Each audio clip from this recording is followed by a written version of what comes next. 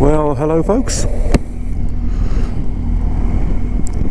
Here is my medium-term review of the BMW R1250 GS Adventure.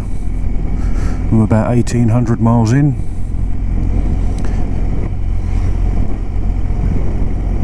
And overall I have to say I love it.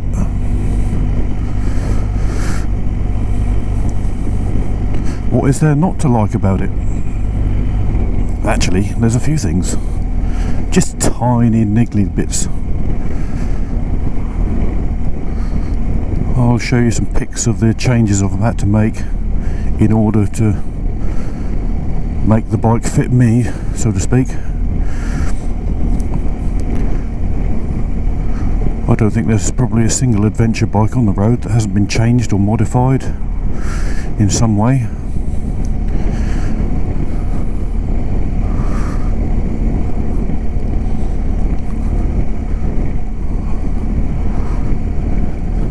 There's many companies out there that exist solely to provide the GS riders with all their little bits and pieces and their add-ons. Wunderlich, Touratech, to name but a few.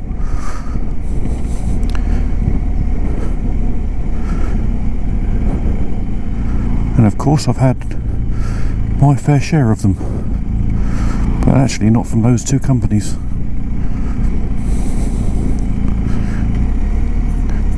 Come on, mate.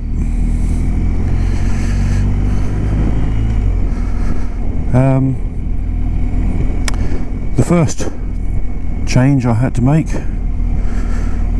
was the screen. Now the original screen it's not bad, but I'm about 6 foot,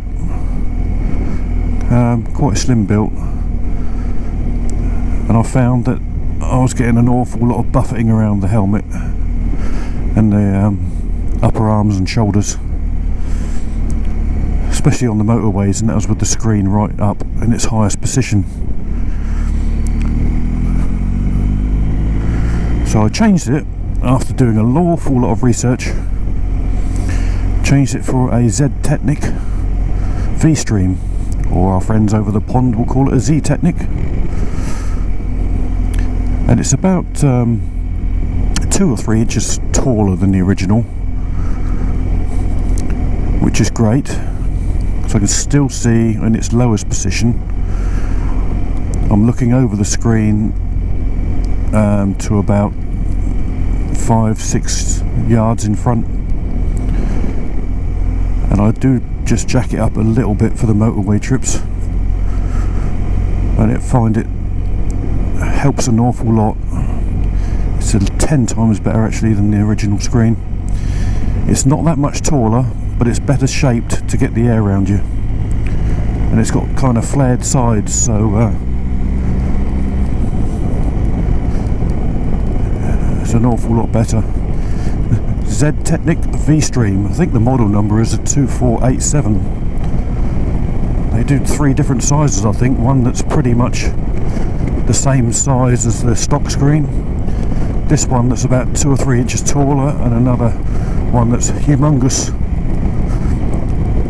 And I think with that one you would be looking through the screen all the time, and I don't like that.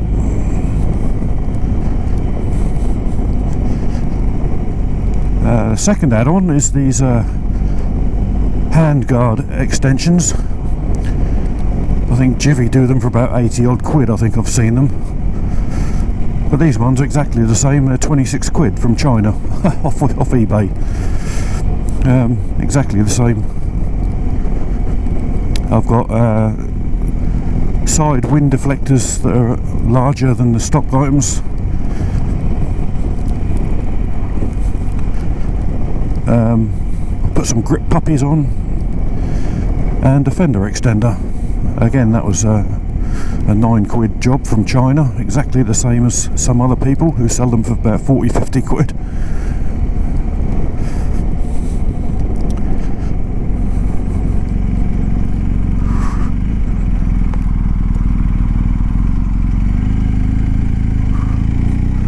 This bike just handles great at low speeds.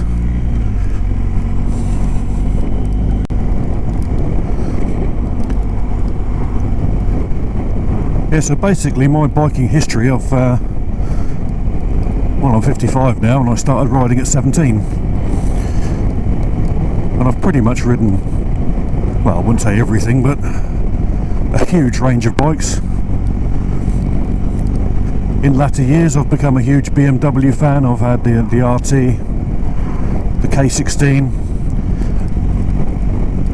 an older one of these, an R1250 GS, the old air-cooled model, 2005. Beautiful machine.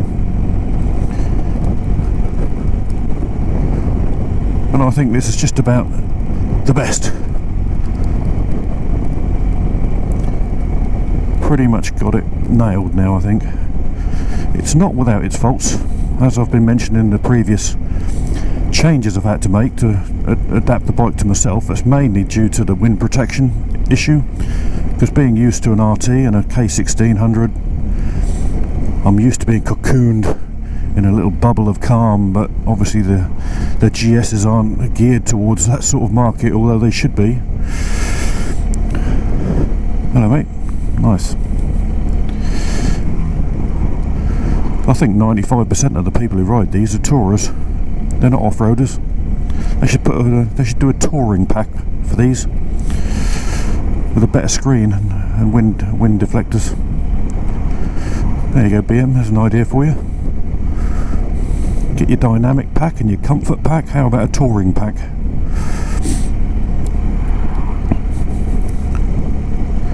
I'm trying to think of some issues that I have with it. Yeah, there's some connectivity.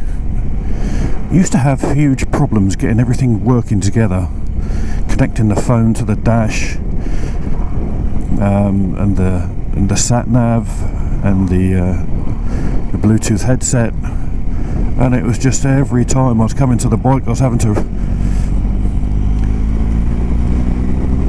do everything, set everything up again from scratch. But at the moment, it's behaving itself. Everything's just, it's like it's learning. What's he flashing me for? Is there a camera? Police camera? Doesn't matter. Not breaking the limit.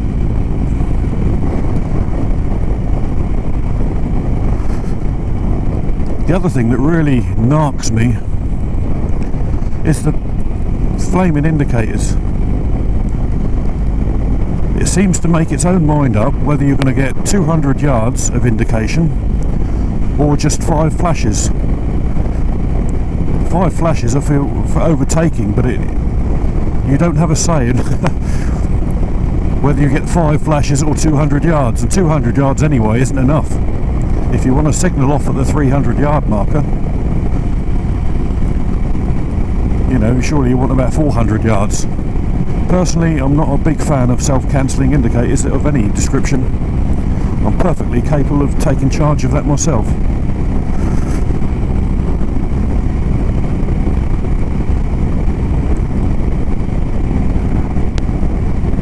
But it is frustrating when you're coming off the motorway on a slip road and you think you're going to get 200 yards, but you only get 5 flashes, which is about 100 yards at best.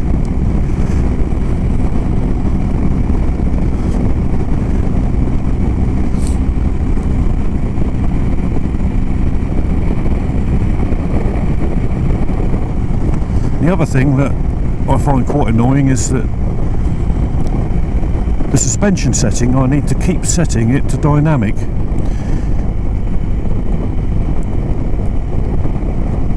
I find that when it's in road, the back end is a little bit woolly. It kind of bounces out around the corners, if you know what I mean. So I keep putting it back to dynamic, and every time I come back to the bike, it's back in road. That and the indicators, I mean, that's about all I can gripe about, really. I'd prefer an extra inch on the mirror stalks. The mirrors are very good, but I've never been on a bike that you can't see your arms in the first third.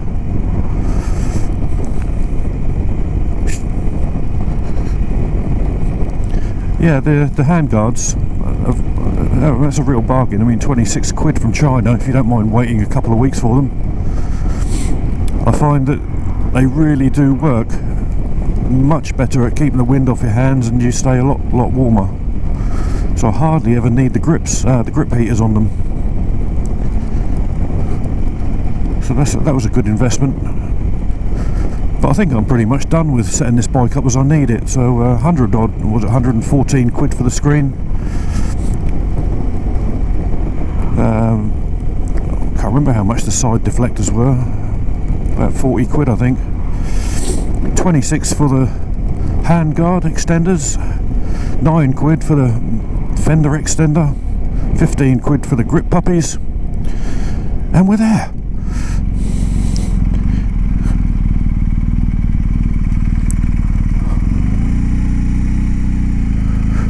Could filter through all this lot, but who's in a rush on a Sunday morning?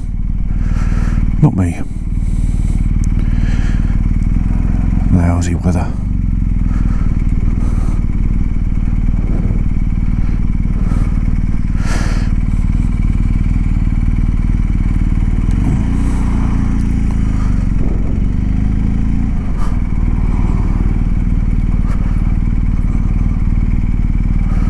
Come on. You can pretty much ride this bike at a fraction of a mile an hour and feel perfectly stable on it, thanks to its nice wide low engine.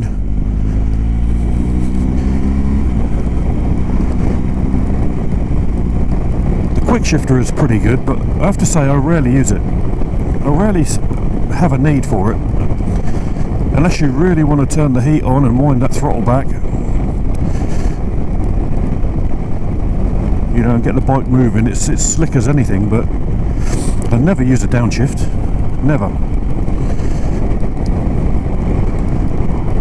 And I rarely have the need to pull away quickly enough to justify the upshifting. But when I do, it works a treat.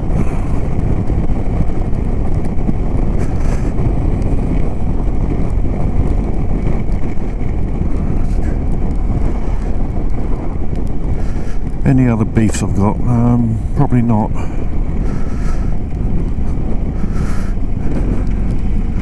Averaging 51.3 to the gallon. One of these days I am going to test exactly what the range I can get. I'm going to put a spare fuel can in the top box, fill up to the very brim, and just keep riding until it grinds to a halt and see what mileage I'll get out of it. I'll get reports of at least 300. I want to try and get to 4.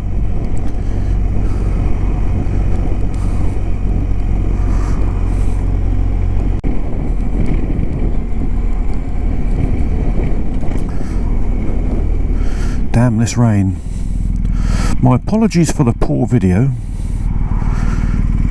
It's in quite a low resolution because the internet speed where I live is so bad that I tried uploading a video in 1080p, and if I'd have continued with it, it would have took about 2.5 days to upload. So we got a lowly 480 resolution, I'm afraid.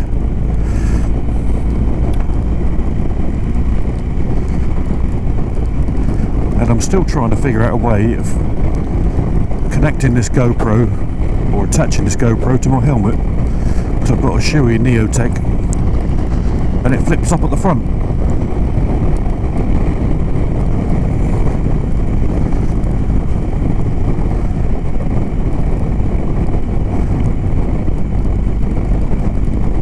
Look at this 6th gear, 55 mile an hour. It's just chugging away. It's just effortless, this engine.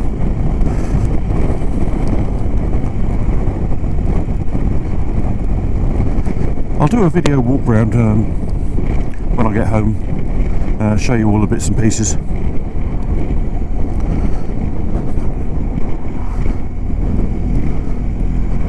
But that's it from me. Ta-da for now.